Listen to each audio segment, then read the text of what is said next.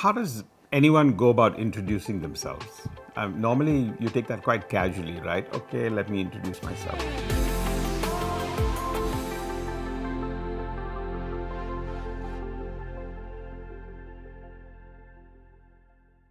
But actually, when you come to think of it, how you introduce yourself, what you introduce, and your backstory, your front story, what you're thinking is some of the most important aspects of life that communicate you to other people. I think I was blessed in many ways. I grew up in a lower middle class family. My father's been a professional all his life. My brother is a professional. Both of them actually were in deep studies. My brother finished his PhD in HR. And here I was, this boy who actually is a BCom, what I would call failed in inter, finally made it through, and then went forward. I think my early days were the most impressionable days, the first 16 years of your life. I think the good part was we were a very tight-knit family. And I think that creates strong value systems for anyone. I think we all think family background affects us only for the first 20 years in our life. It actually affects us for a very, very long period. So how you get brought up, what's the value system? And I think parents, grandparents, aunts, we were one, and brother. We were just one sticky family in a very small apartment in Grand Road in Mumbai. And I think those were the years which form a lot of impression. I think the other part is your schooling, right? Your early days. That's the time when you form the deepest of friendships, the deepest of bonding, and also the deepest of impression. My first school I went to, which was called Dunn's Institute, funny name in that context, but if you, not really an English-speaking medium school, even though it was an English medium school, and I was very weak in Hindi. So it was that very balance of it, but very, very, very grounded people there. And those were your early impressions of school. In the 8th standard, I think my father got promoted and we moved out of Grant Road into what I would call a little bit of a South Mumbai locality, which is Breach Candy. That's when I also changed schools. I don't know why. My parents thought I needed to change schools. And that background and that switch was very interesting for me also, because I went from a very different to one of the more elite schools. Was I a misfit? No. It actually did an incredible amount to put pressure on me for self-confidence, okay? Because here I was surrounded by a lot of people who were kids of entrepreneurs, families, industrialists, successful businessmen, celebrities. And here I was, this one person who was kind of muddling through. And when you want to keep your own, and especially when you have a funny surname like Screwwalla, you can actually get either teased or you can really get pulled, or you can treat all of this as your position of strength. So actually, the underdog element and my surname, I think I used as my strengths in my last 4 or 5 years of school. And from then on, it taught me also a lot that you don't need to be embarrassed about anything. You don't need to feel bad about anything. You don't need to let anybody else make you feel less or more. So I think when I went into college, unfortunately, I was an arrogant boy, very arrogant. I'd done very well in the last 3 years of school, done exceptionally well. And here I was stumbling into college saying, well, the education system, we're going to just walk through it. And that's when I kind of failed in my inter, because I hardly attended the college that I was in, which was Sydenham College. All the great looking girls were in the Xavier's College. So I think I spent more of my attendance in Xavier's than I did in Sydenham in Mumbai. But those were the years which I think one gets cocky. You also form a different friend circle. You start understanding a little bit about what life is about, and then you go forward. But both these taught me one thing: humility, curiosity, and keeping my feet on the ground. I think it's something that has to come natural to you, and it doesn't change. The more ingrained it is, the more deeper it is. I think when I decided at the end of college that I either had to pursue studies, and obviously, a lot of peer pressure. My dad was a professional, so for him, degree or an MBA or a chartered accountancy, for you to actually go out there and become something needed means you need to be somebody to become somebody. And I think that's the connection all of us should really make. Who are we and what do we want to become? There isn't that kind of a connection. So I think I define myself as I am who I am, and my thought process, my approach, my attitude, my clarity of what I wanted to do drove me in those early years. And I was quite clear that I wanted to do something on my own, primarily because I just didn't feel I was going to be good in implementing somebody else's vision. So that was at the core of what I was thinking through. Once I went with that channel of thinking, what am I going to necessarily do, and focus on that, then everything started falling into place. And I realized I wanted to start up and do something completely on my own.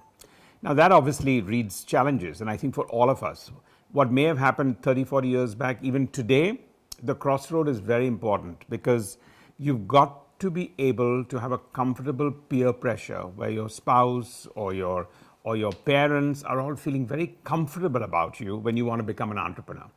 And I think maybe in the last 5, 7 years, there's been so much of evangelism, and suddenly everyone thinks entrepreneurial is a way of life, and it's actually materialistic, but it's also something that's aspirational. Back then, it was pretty much 9 out of 10 people will look at you and say, you couldn't find yourself a good job, so you started have to work for yourself.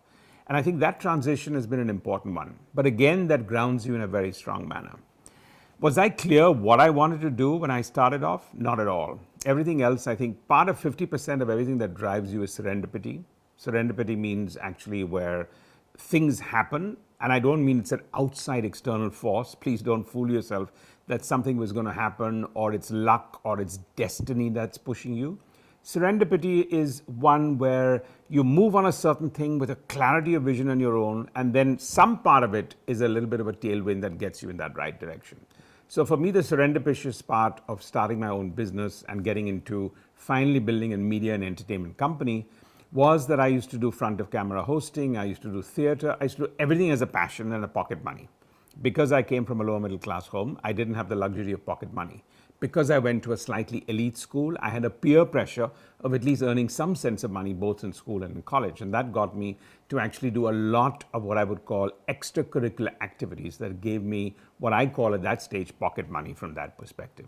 But because of that and my liking, I realized two very important lessons at that early stage. In retrospect partly, but even then, you have to really enjoy what you do.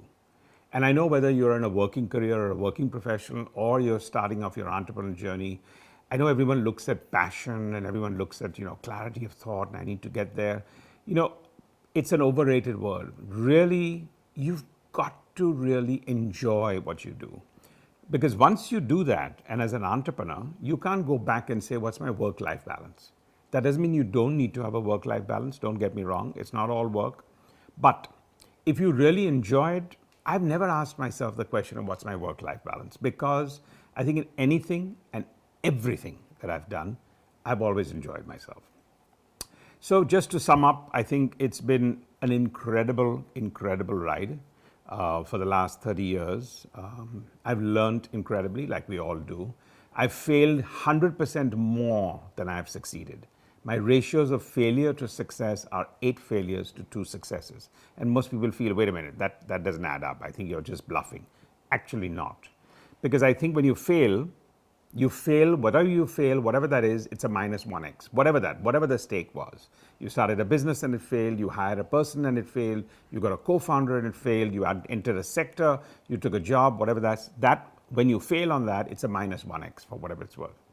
But because I've failed 8 out of 10 times, I do believe that when I've succeeded, they've been multiple X.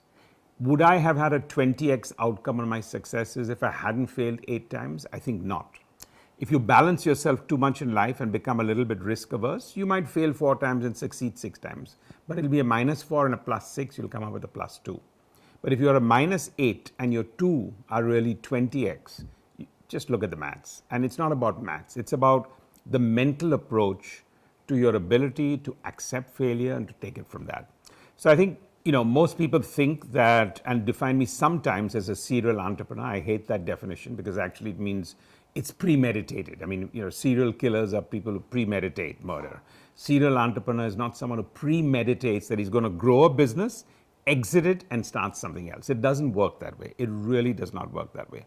And I think I've been one of the few people in media that have stuck it out for the longest period of time in my first innings before I actually moved and decided. It was a good cross-section, a great serendipity where I met a lot and worked with incredible global partners like Fox and Bloomberg and Disney, and then finally sold my media enterprise to the Walt Disney Company at that time in 2012. 2013 was an interesting crossroad for me, 2013-14, where I was transitioning out of media, transitioning out of a company that I built with my blood, sweat, and tears, along with incredible founders, incredible amount of team members. But it was also a great soul-searching time, because it's very liberating for you to actually feel, I have the whole world as my oyster. So those 2 years were really years where I kind of looked at the not-for-profit sector, the for-profit sector, what I wanted to do for the next 10 years. And I think from that, I gave birth to 2 or 3 things that to me are what will occupy me for the next 15 to 20 years of my life. One, whatever I wanted to do with impact. I felt I owed it to everyone from that perspective. And if I was enjoying media, this time I wanted to enjoy impact. So a not-for-profit with the Swadesh Foundation, what I wanted to do in education with upGrad, and what I wanted to continue to do storytelling with RSVP, kind of all came together in a very nice pattern. And I think I'm just as excited and as young and as curious and as ambitious as I was 30 years back as I am today. So I think, as I said, it's a little bit of storytelling, but how you introduce yourself. When you're talking to people, they need to understand what's your background, what are you thinking, what drives you. Only then can people really understand you. And I hope in this brief introduction, I've been able to do the same.